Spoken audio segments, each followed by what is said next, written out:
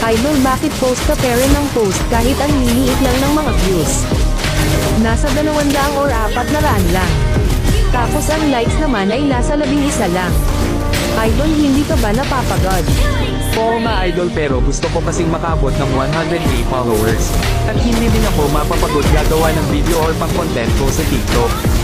Dahil sumasaya din naman ako dito. At ito din ang ginagawa ko pag naboboring ako. Kahit ganyan lang kaliit ang mga views ko, magpo-post pa din ako hanggang maging FYP na ang mga video ko. Eh idol, bakit hindi ka nagla-live para naman dadami ang mga followers mo? Sa totoo lang idol, gustong gusto ko talaga mag-live, kaso ang city ko naman ang problema. Dahil hindi pa umabot ng kalahating oras ay ang city ko sobrang init na. Parang pao din ako magpakulo ng tubig. Pero hindi ako susuko, makakabot din ako ng 100k followers.